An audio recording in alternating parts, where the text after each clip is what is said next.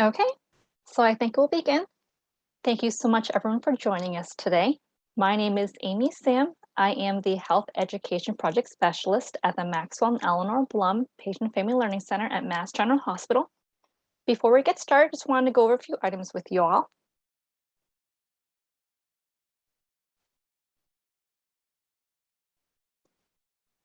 Please note that today's session is being recorded for educational purposes. If you're interested in viewing the recording, you may visit the Blum Center website at massgeneral.org/Blum-Center.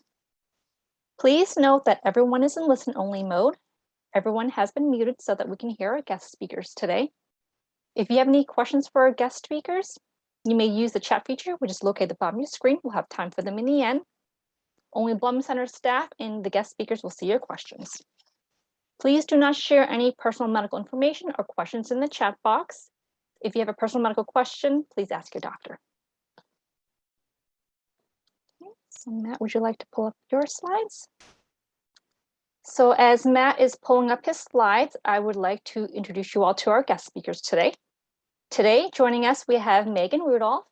Meaghan is a psychiatric clinical nurse specialist on the Translational Clinical Research Centers in outpatient psychiatry at Mass General. She has over 15 years of experience at Mass General on the inpatient medicine and psychiatry units, outpatient psychiatry, and is faculty in the psychiatric nurse practitioner program at MGH Institute of Health Professions. She has been actively involved in nursing research and education on gun safety and is a member of the Nursing and Patient Care Services Gun Violence Prevention Planning Committee. Joining us today, we also have Kimberly Smith Sheppard. Kim has been a clinical research nurse on White 12, the Translational Clinical Research Centers, for nearly 20 years. She has been involved with gun violence prevention work since the Sandy Hook tragedy and is a principal investigator on gun violence prevention research at Mass General. Kim is a co-founder of the MGH Gun Violence Prevention Coalition, a multidisciplinary committee dedicated to preventing firearm-related violence and promoting safety in the homes and communities of patients served through education, community engagement, and research. We also have Matthew Thomas. Matt has been with MGH Police Security and Outside Services for over 20 years as an officer, a supervisor, and investigator. Currently, he is the department's training, development, and communication specialist and is an active member of MGH's Domestic Violence Working Group, Men Against Abuse and Gun Violence Prevention Coalition. Matt graduated from the Northeast Regional Police Institute in 1995 and holds a Bachelor of Arts in English Literature from UMass Lowell. He has taught hundreds of classes on managing aggression, active shooter response, behavioral analysis, and workplace safety, along with many other security-related topics. Matt is board certified in security management, holding the designation of Certified Protection Professional. They join us today to give a talk on gun violence prevention. So please join me in welcoming Meaghan, Kim, and Matt. Thanks for such a great introduction, Amy. And thank you everyone for taking time out of your day to join us to hear a little bit more about gun violence prevention and what you can do to play a role in working towards some safer gun storage. Slide. So just a little housekeeping. During this discussion, we're going to use the words gun and firearm interchangeably, but same thing, just for your knowledge. Okay, so why are we here talking about this as part of the Blum Center, as part of Mass General? Because gun violence is a public health epidemic. If you look at these bars across, those of you in healthcare or those of you who just know somebody who's passed away for some reason, firearms deaths are right up there with some of the big ones like pneumonia, liver disease, sepsis, and it accounts for nearly 40,000 deaths a year in the United States just from gun violence. All right, so we're going to try the polling. So our first question is true or false? 90 people die every day from gun violence in this country. So we'll give you guys a little bit of time to put your vote in and acclimate to the system. See whether you think that's a lot or a little.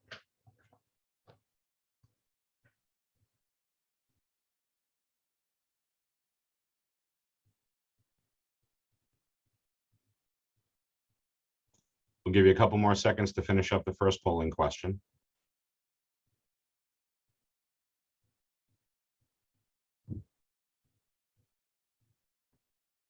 All right, and now we will move on. So it looks like 83% said true. So now we'll go to the next slide and we'll find out if you guys were on point. So yeah, the majority of you had it spot on.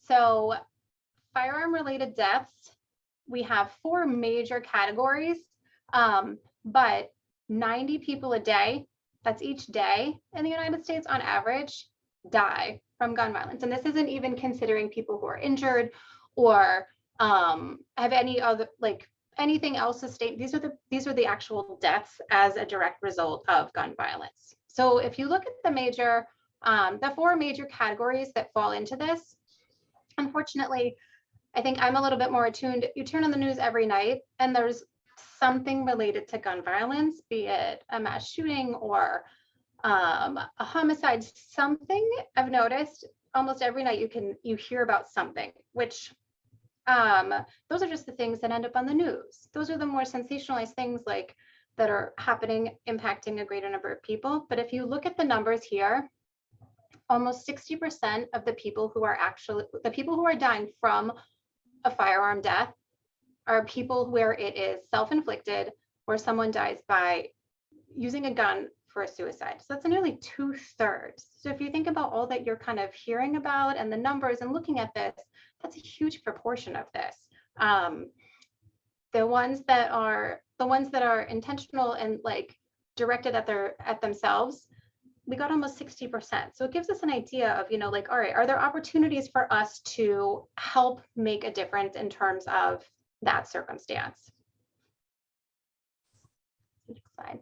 So knowing what we know about firearm deaths and just the numbers that we're talking about, like 90 people a day and what's happening with them, Kim spearheaded and was the PI of this study that we did here at MGH that was looking at, okay, so we know that there's a problem with gun violence and access to firearms clearly on some level. And nurses and other people who are in the healthcare profession are in a good spot to lead some efforts to do some more education, increase awareness, talk to people about safe gun storage, be it that we have somebody who might have had something directly happen due to a firearm, or the other side is maybe we can find people who this could potentially be at risk. And then like we're doing other public health education for patients, is this an opportunity for us to provide that education there as well?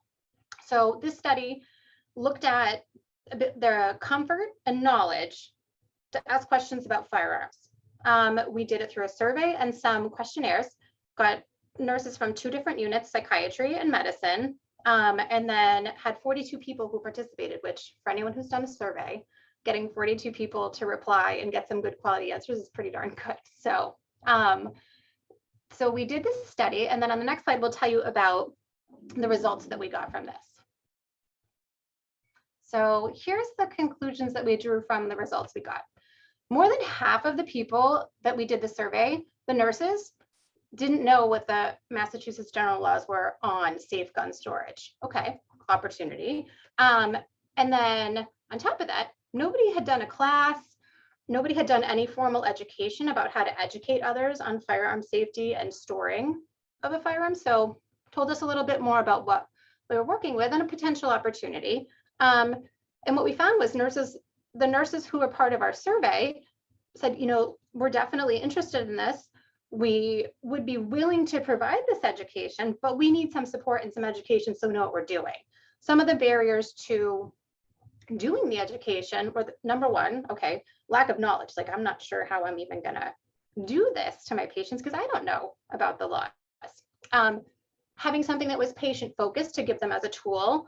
And then some of them also identified like concern for their own safety. If I have this conversation with someone, where does that put me? Am I allowed to talk to them? Is this gonna bring something up?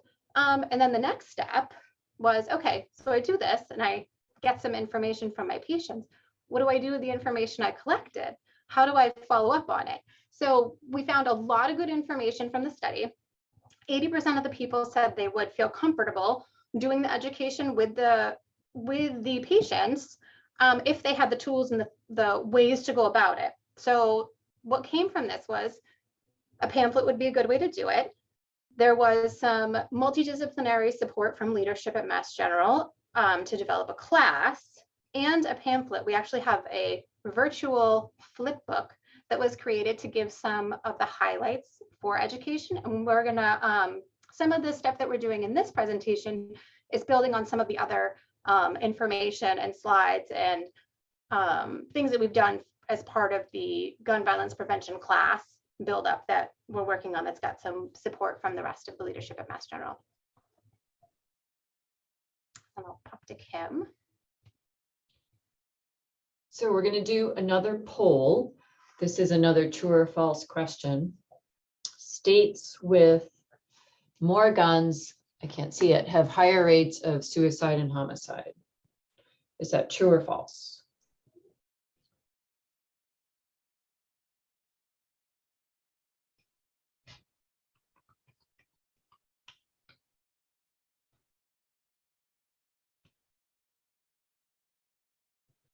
All right, so a couple more seconds to finish up this question.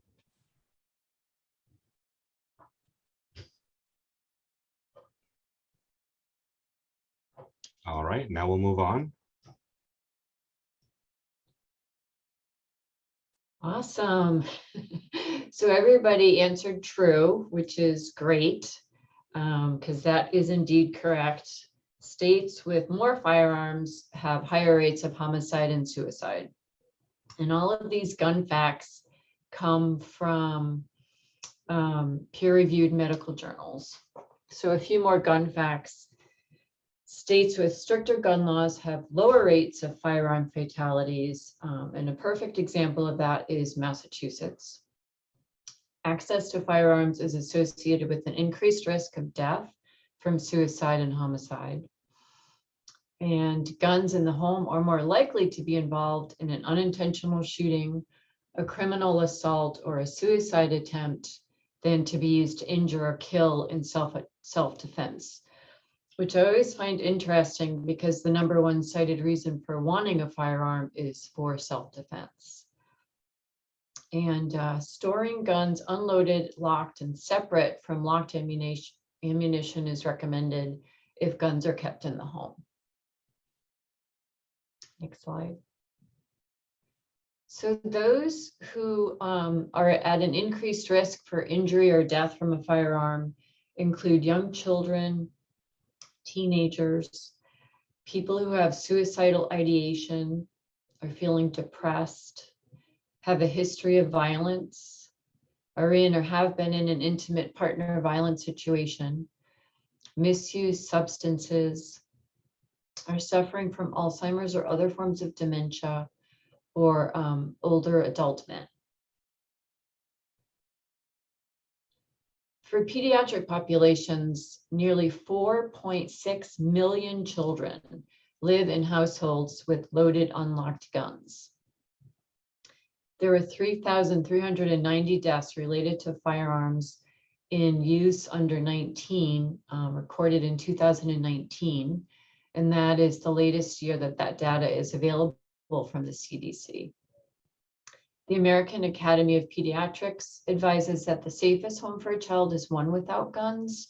But for those who do decide to own a gun, the AAP recommends that guns be stored locked and unloaded with ammunition locked separately, and also to ask about guns in the home where your child plays.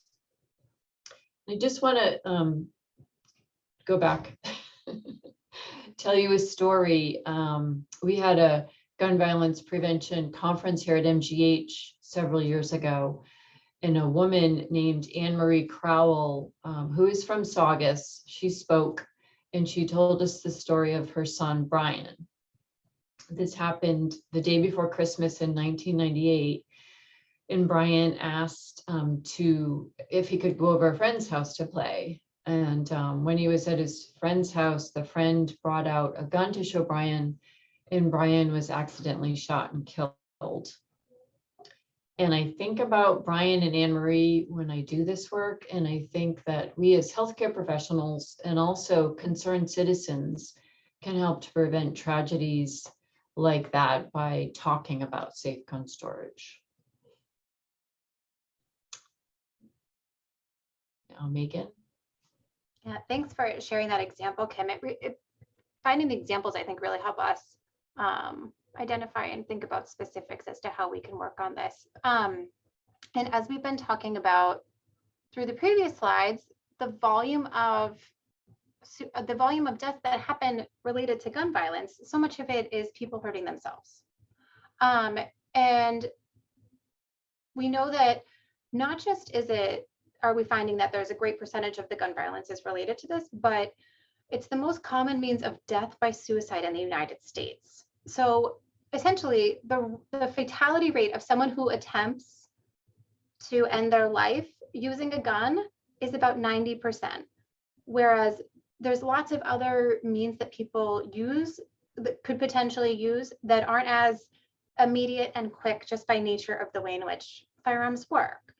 So we know that if we can find better ways to secure and store and have it so that it wouldn't be an impulsive or quick decision just by nature of how lethal this particular means is, it's something that can help. So if we can restrict access either by storing them in a way that requires additional effort, or having it just like Kim was discussing with the state laws that make it harder to access, things that make the means by which someone could end their life quicker a little bit harder, can potentially help people. And this is, again, like we're just focusing in this particular presentation about the number of deaths. We're not even getting into injuries and things like that happen as it relates to firearm use. So just to kind of keep that in mind as you're looking at the information we're providing, that we're just focusing on deaths and not even aggregating and presenting the rest of the non-fatal things that happen.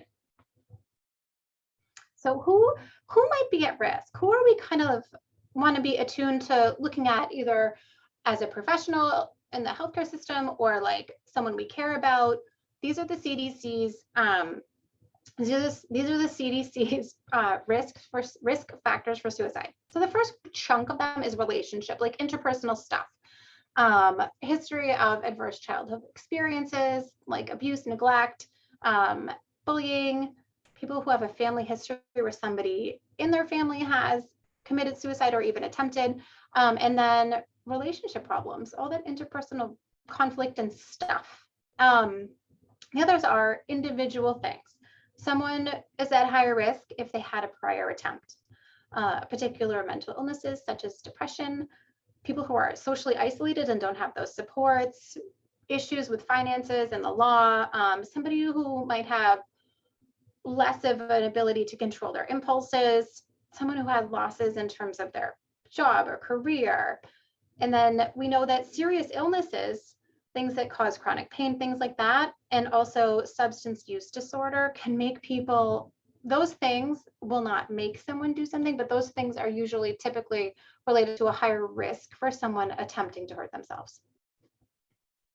And then when we think about it from like a step back from a community and societal perspective, in societies where there's barriers to healthcare, not just mental health care, but healthcare in general can put people in a harder situation.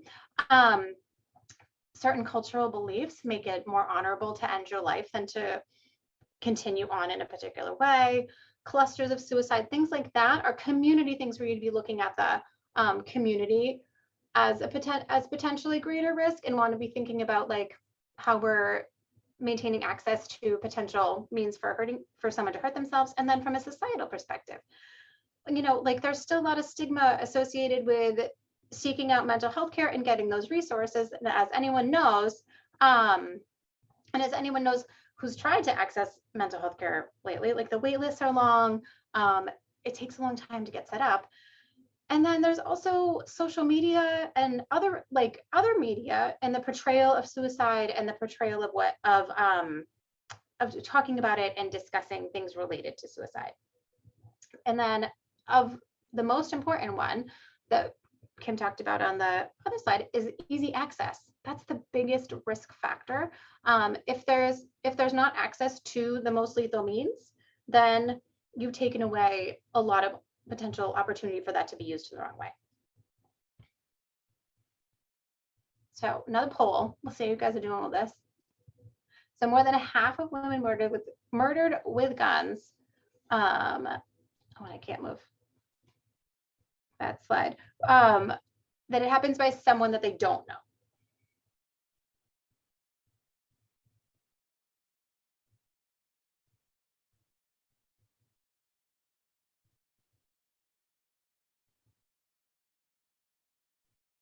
Give you a little more time by thinking about it.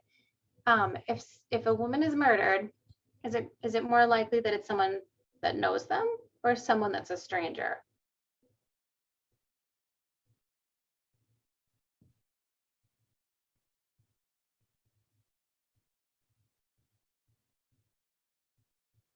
Couple more seconds for this.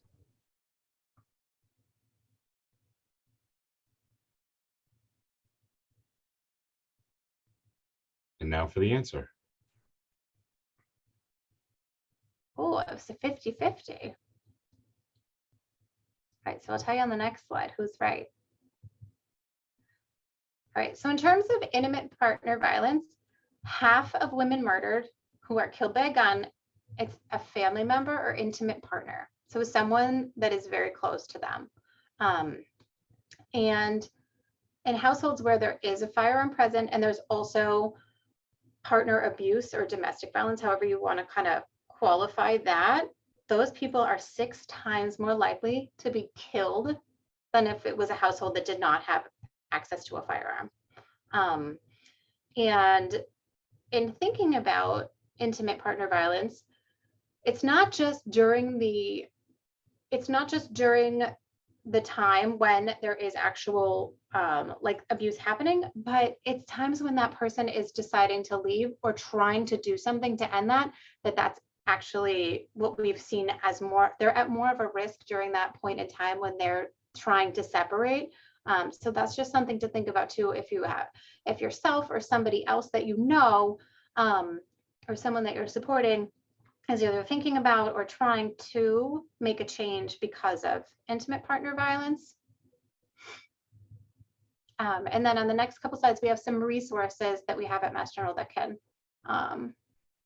help. So the first one is Haven. It's the MGH Domestic Violence Advocacy Group.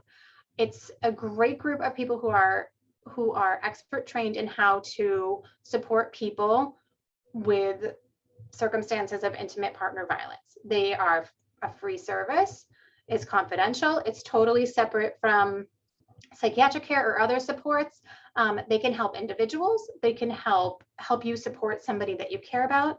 And in addition to that, they're also a great resource for healthcare providers. If you need some best practices in terms of supporting your own patient who might be in different circumstances relating to intimate partner violence. The link is here, and then I just saw Amy shared it in the chat too, if you want to click on that and open up the website so you can see more about what they do and then also how you can use them for yourself. And then the next one. So the other resource that's a little bit different, but similar in this sense, it's the MGH resource for patient and family who have experienced community violence. So this is the Violence Intervention Advocacy Group. And this is more from the Haven's more individualized. This one's a bit more broader and community based. So this one has support like safety planning and advocacy. And then like they also do training for healthcare providers, but less on the individual level, but more about like community based stuff. And then this is a member of the National Network of Hospital-Based Violence Intervention Programs. So they're part of a bigger network. And then have access to other resources to help support providers and individuals to help the community. All right, I'm gonna go to. And now for our next true or false question.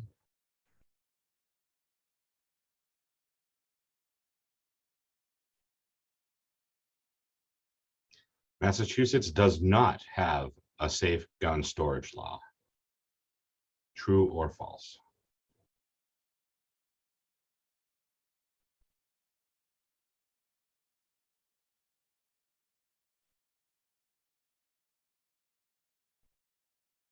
Couple more seconds to finish up on this question.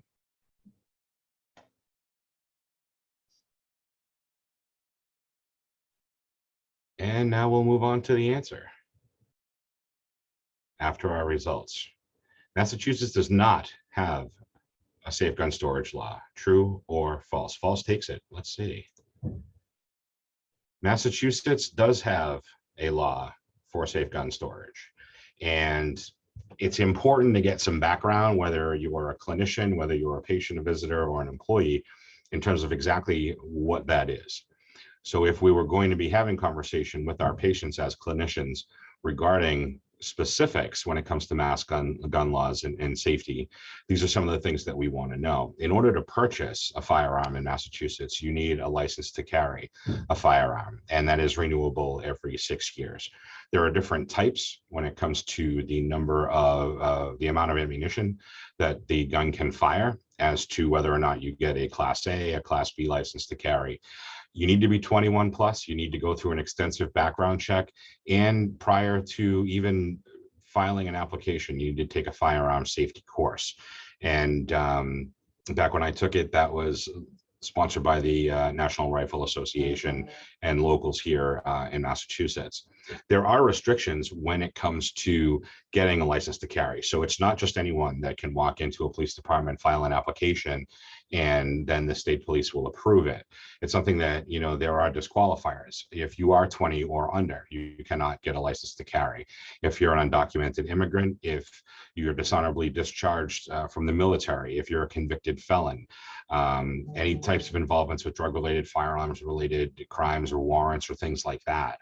And if you've ever been committed to a hospital, and this is within the past 5 years, if you've ever been committed to a hospital or institution for any type of mental illness or substance abuse, these are all disqualifiers when it comes to obtaining a license to carry a firearm.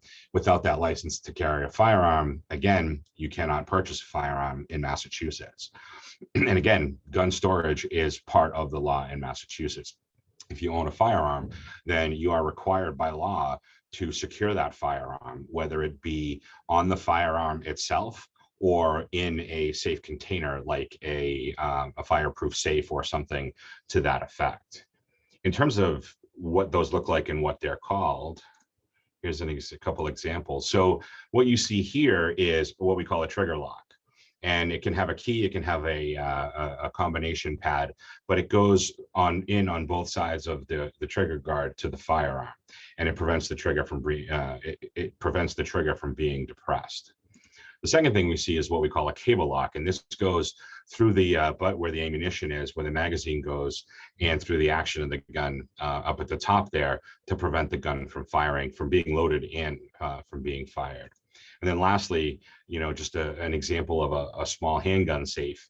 And you don't need all three of these, you just need one of these. Obviously, if you had more, the better protection you have, or the safer that firearm is in that instance. But one of these are required, along with other different types and variations that you might find online or anywhere else.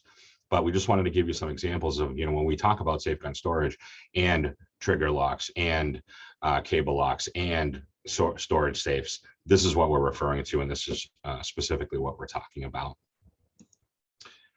Now, back in July of 2018, Massachusetts, the governor signed into law what we call the Extreme Risk Protection Order. We refer to it as ERPO, so we cut it down to the acronym so it's a little bit easier and quicker to say. But this is basically an order that's issued by a judge that revokes the license to carry of a specific person and requires them to turn into their local police department any firearms or ammunition that they may own or be in possession of, for reasons that they have been deemed to be a danger to themselves or others. And this isn't just, you know, this is based on evidence. This is based on witness statements or personal statements from people who are applying for an ERPO, the judge just doesn't take an application and say, okay, yes, I'm going to grant this extreme risk protection order. There needs to be evidence behind it as to why these people, these petitioners, are requesting that order against the subject that's in question. And it can only be filed by, and this is important, it can only be filed by someone who's married to or living with that person. They're related by blood or marriage. They have a child with that person. They're in a substantive dating relationship or engagement with that person, or the local police department where that person lives and resides based on interactions that they've had with law enforcement. So police officers can petition the court for an extreme risk protection order. What you don't see on that list is clinicians, medical clinicians. So just because clinicians here at Mass General Hospital in particular might fear, if this person owned a firearm, that there might be a potential problem for violence in the future, or that if there was a potential problem for violence in the future, that firearm and that ammunition would be used as part of that. The doctor, nurse, any type of clinician cannot file with the courts for that order. Now, that doesn't mean that they can't educate the family and make phone calls to people that could potentially go in front of a judge and have that petition heard for an extreme risk protection order. In order to get to that point, during business hours, people who want to file a petition for an ERPO need to go to their local court in their jurisdiction. They'll fill out paperwork and go right up in front of the judge. The judge will make a determination at that point based on what they have to say and what information and evidence they have to offer, whether or not they're going to grant that order. If it's off hours, then people need to go to their local police department to be able to fill that order, to be able to file for that order. This is something that's consistent when it comes to restraining orders, or which are abuse prevention orders or harassment prevention orders, where people would have to go to court during the day to try to obtain those, or petition it through an on-duty judge after hours when the courts are closed. If you need more information on this, Amy, you're going to post that in the chat. Awesome.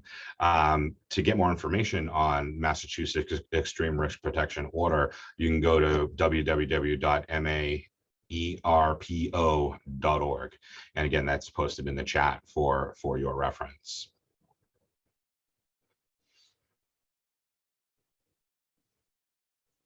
You're on mute, Kim. Sorry about that.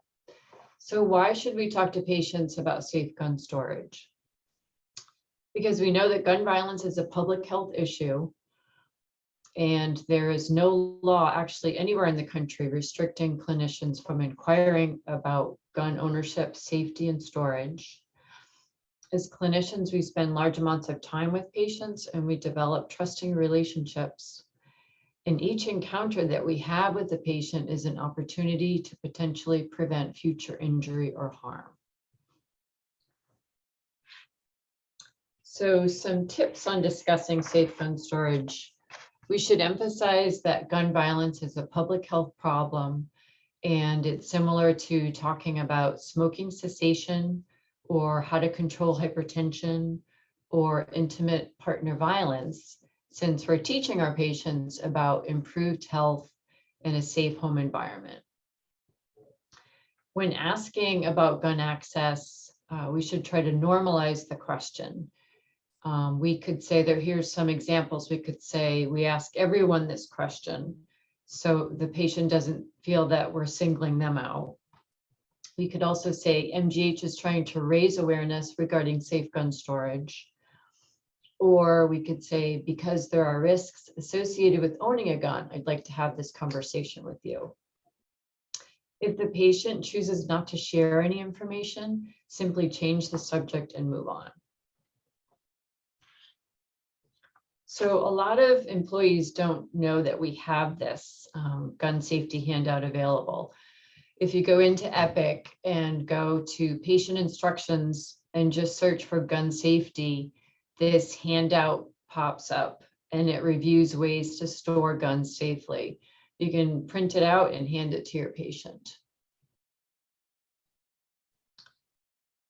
So owning a gun is a personal decision, but safe gun storage really is a public health issue. So whether it's talking to the parent of one of your children's friends before a play date, or talking to a family member before a family gathering, it is okay to bring up the subject because we're talking about keeping our loved ones safe. After the Sandy Hook tragedy, I was really upset.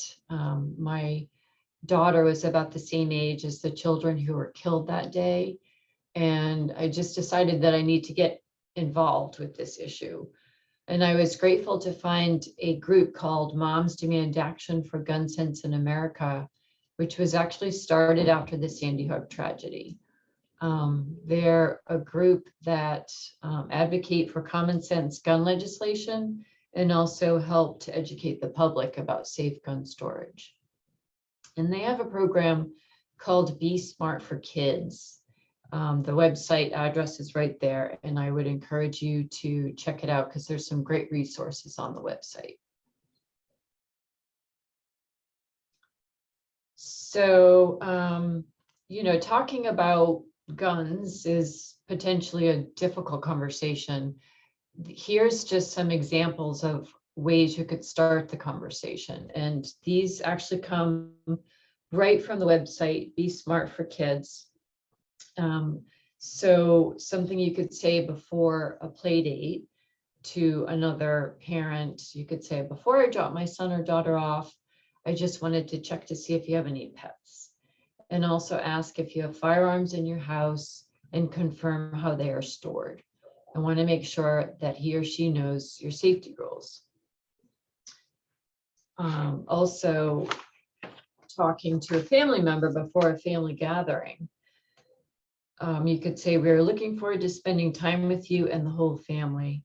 I know I have never asked this before, but after hearing about a recent unintentional shooting in the area, I just have to ask, how are your guns stored? The kids get into everything, and I don't want to spend the day looking over my shoulder worried about them. You could also offer to purchase gun locks if they don't have any. So on June 10th, 2019, MGH launched the Center for Gun Violence Prevention, which we're all really excited about. So the center carries on the work of the Coalition to Prevent Gun Violence by, we're dedicated to preventing firearm-related violence and promoting safety through education, community engagement, and research.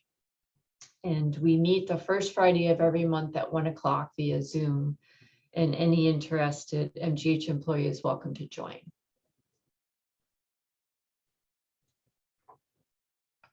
All right, so our next true or false poll question.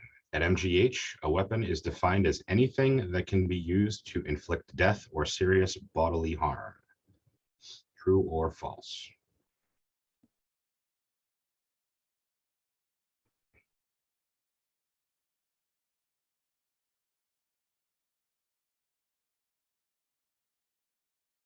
Couple more seconds to finish up here.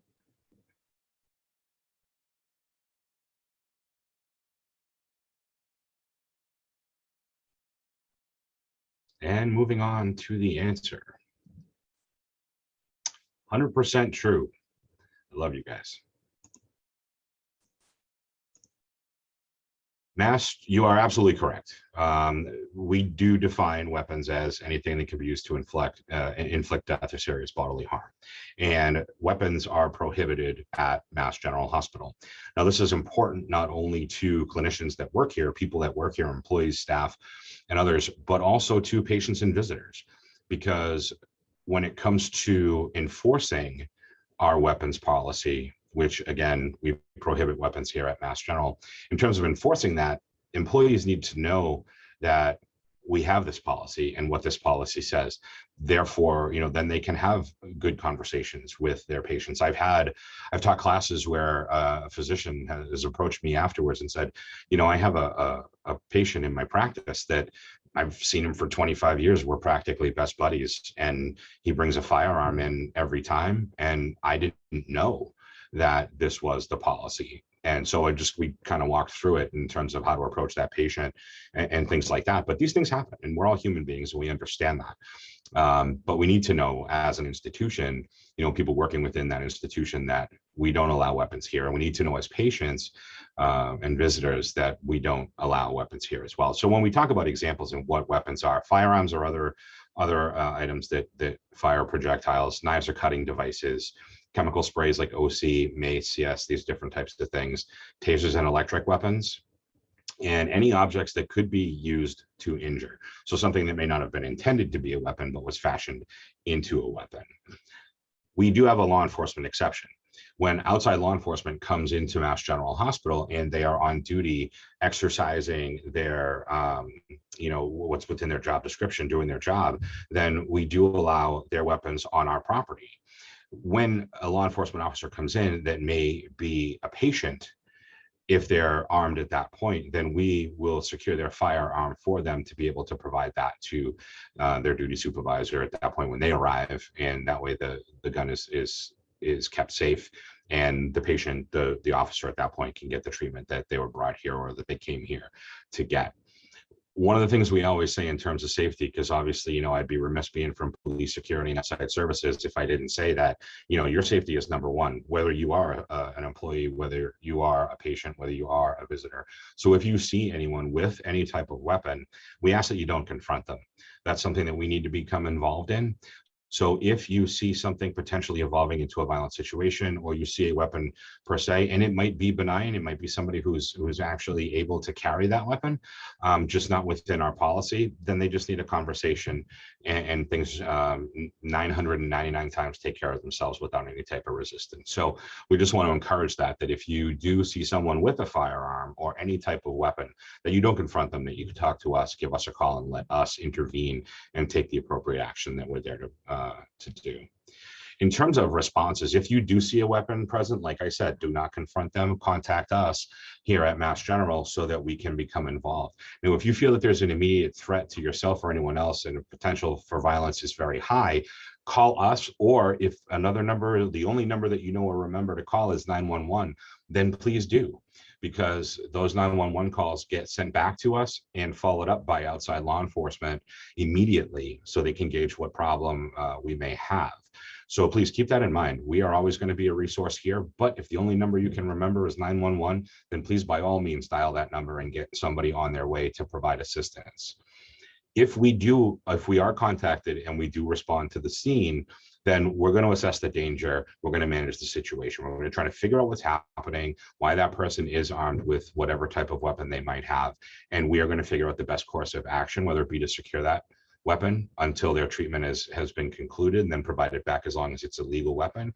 Or if they do not want to give us that for safety and for to secure that for them, then we hold the right as an institution to not treat that patient. And they, as a patient, have a right not to seek treatment at our institution. So that is one of the things, one of the potential outcomes. We would prefer to just have a conversation, secure whatever weapon they might have, and then move on so they can get the treatment, again, that they came here to get.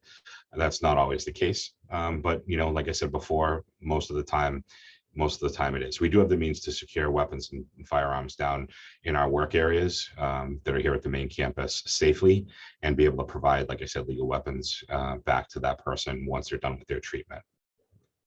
If people are discussing safe gun storage, so this is more specific to employees here, and there's any type of aggression or any type of pushback, or if they just want assistance or backup or consultation or support or however you want to categorize it, if the conversation becomes heated, if the patient becomes verbally threatening or physically aggressive, if they are carrying a firearm, again, even with our employees, though we have a zero weapons policy here at Mass General, we don't want you to confront that person. We want to be the ones to have that conversation. So if any of these things exist, along with any other ones that you come up with that you encounter, call us right away. Again, we're a 24/7 resource. We don't close, and we want to make sure that you have the support and get whatever type of intervention that's necessary to make sure that everything is safe in that situation. Just to reiterate, because I can't say it enough, if you're in fear for any reason, we are your backup. We are here. We want to be here to support you. Main campus, call us, 62121 from an in-house phone, 617-726-2121 from a cell phone or any outside phone. The important part about that is knowing the number, because that may be our 24-hour dispatch center here at the main campus, but people may be working in Charlestown or Revere, Danvers, or Waltham, or Chelsea, or even over at Assembly Row. And if you need to get a hold of us, there are more specific numbers for you to call that are site specific to those locations.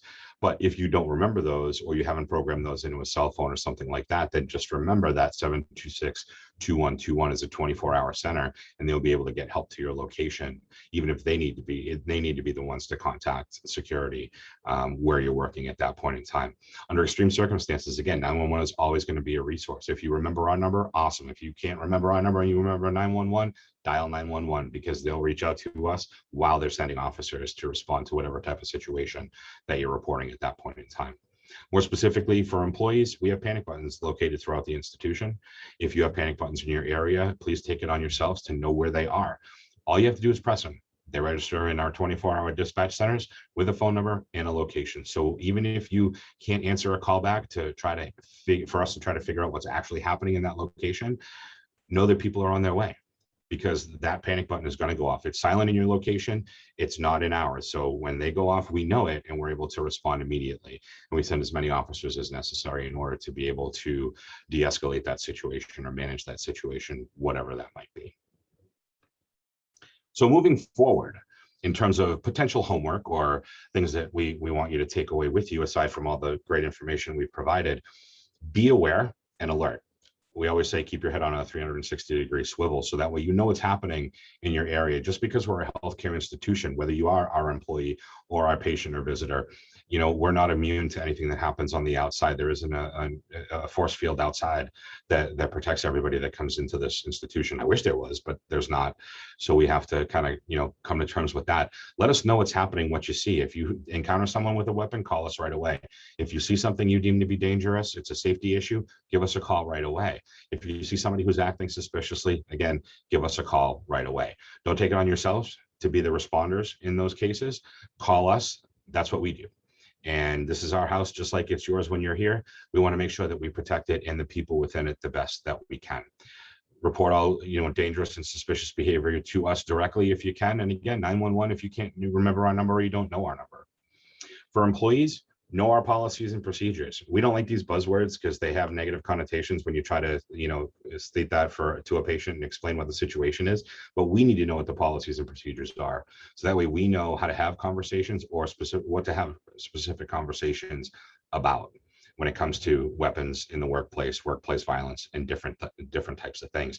And for that, our employees need to reference Elucid, which is our policy manager, for specific things. We have policies on weapons in particular. We have policies on firearm specific, active shooter, which we're now calling armed intruder, law enforcement personnel, and how they can interact with the patients that they bring in if they're under, if these patients are being supervised by outside law enforcement or corrections, where they can go, where they can't go, what our weapons policy is, so that they're aware, so that they act within the bounds that we establish for them as well. And then when we have a patient search policy, where our officers will go to a patient's room and search the room if we have reason to believe that there's any type of weapons or contraband, whether it be narcotics or other things. So these are all policies that are in place to protect our employees and our patients and our visitors.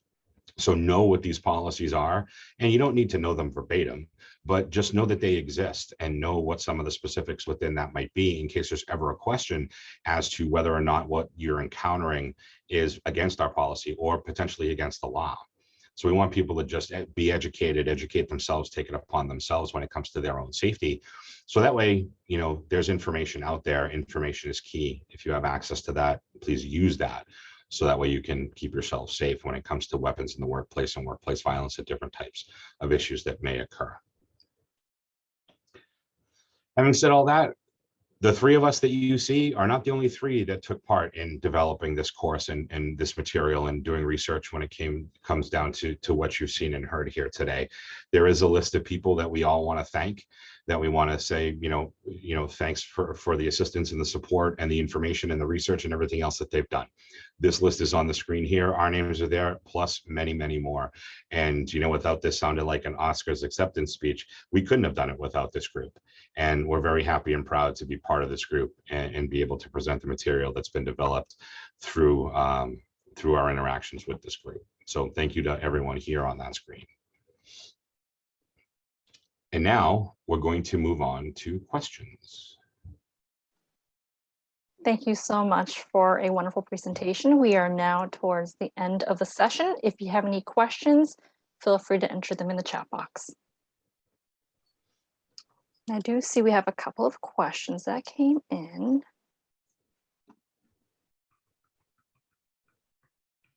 One second. So you had provided, there was a question about gun safety in the household, which you addressed, Matt, but do you have any additional tips to share, particularly those who may have children in the household? I own a firearm and I have it secured in a fireproof safe that is in my walk-in closet.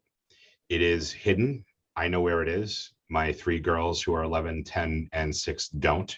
They know that it exists. They're okay with that. And I think that, they have that knowledge. They know I've educated them that, for the fact that it is dangerous, that they don't know where the key to the safe is. They will not be able to break into the safe. And that is something that is my responsibility. And I think just having conversations, from a parent to child perspective and just educating them as something as simple as it is dangerous. And trust me, 11, 9, 10, and 6, they know what a firearm is. And I think it's up to us to just kind of, reinforce what is correct in their knowledge and, move forward with that and say, yes, daddy owns a gun. It is secured and you will not find the key because only daddy knows where the key is. And I think it's good to have that type of conversation. If you wanted to go one step farther, then that fireproof safe along with a trigger lock or a cable lock. So you kind of, you've had a conversation, you've put it in a safe, but now you've doubled up on the safety and protection on the inside, then that's something to do as well. The more layers when it comes to other people getting into that and getting their hands on that when they don't need to or shouldn't is important. Thank you. And then we have a question about another gun safety question. In comparison to other states, do you know how Massachusetts compares in gun safety?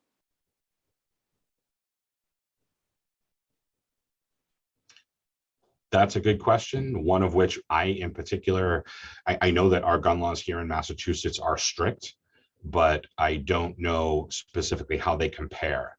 In order to buy a firearm, you need a license to carry, but the way we identify people that own a specific firearm, if it were to be used in a crime, is through the purchase, not through the fact that it's registered through the state of Massachusetts, because it's not. So that's just some information, some Jeopardy information there.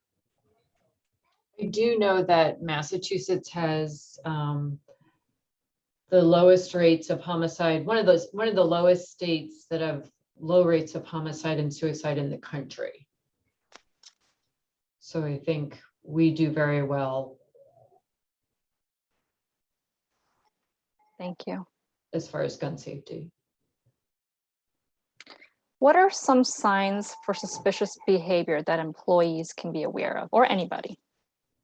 So let's talk, there's a whole class on this, which is really cool, but some specific things to worry about. When we talk about behaviors and we talk about suspicion, suspicion is what you deem it to be based on your training experience and things like that. Basically, we call it a gut reaction. Because when you look at a person or a situation, you're able to say to yourself, this is just different than something that should exist here right now, or that I've experienced in the past. Take, for instance, somebody who is wearing a heavy winter coat when it's 85 degrees outside. Maybe at the same time, they're looking at the ceiling for cameras. They can't focus on what's happening here. They look out of place. They're pacing back and forth. Maybe they're carrying a big, large, heavy bag. And they're padding, what we call padding. So when we look at people who are potentially carrying weapons, we look for someone who is tapping and padding where that weapon or whatever that weapon, quote unquote, might be. If it's a firearm, if it's an IED, improvised explosive device, or something like that, that right there, or the outline of some type of weapon, or even let's go back to the bag, if it's got wires sticking out of it, or it's very, very, very heavy. One of the things that was noted after the marathon bombing, when they when they reviewed the video, one of the things that they noticed was the two perpetrators were carrying very, very, very heavy bags that were hanging low. So, I mean, could people do that? Sure, I carry a backpack, but mine isn't bouncing off my backside because I have 1,000 pounds worth of stuff in it. So these are things where, you know, like we can be specific about certain things that we're looking for, but at the same time, it's going to take those clustered together with other experiences and trainings and things that you've had in the past that would lead you to believe that that situation isn't, normal's not a good word, we use baseline, that the behavior, including the dress, and, you know, the way people are acting, that behavior in particular is, you know, is something that is not baseline for what's happening in that area at that time.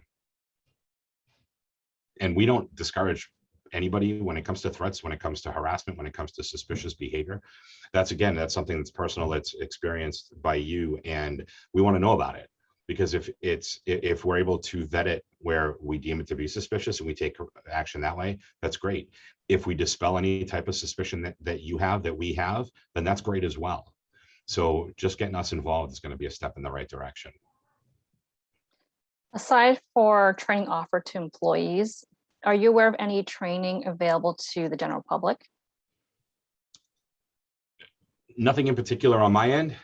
Specifically, I always talk about, you know, looking around your community centers for any type of self-defense training. And there are many in terms of that in particular. Here at the hospital, we have specific trainings and specific programs that we subscribe to, that support us, that we support.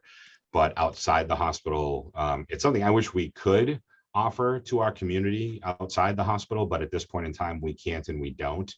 But to look for any type of self-defense training outside the hospital, there's plenty that you could look for, some that are expensive and some that are absolutely free, depending on where your community centers are. So that's something to look into as well. If you're an employee here at the hospital, reach out to me specifically, because we do a lot of managing aggression training and different things like that, that we can provide to our employees and people here at the hospital. Thank you. And then we have one final question for you all. In addition to the MGH Center for Guns Prevention for employees, what are other ways that people can become involved in gun violence prevention efforts, particularly if they're not a staff member? Well, I would suggest Moms Demand Action for Gun Sense in America. It's not just mothers, but anybody can join. And there's a Boston chapter and there's chapters throughout the state. So I would encourage people to look into that group.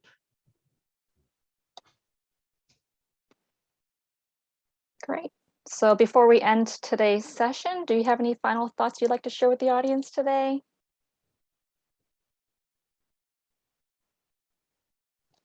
No, just thank you for being here and thank you for your interest in this issue.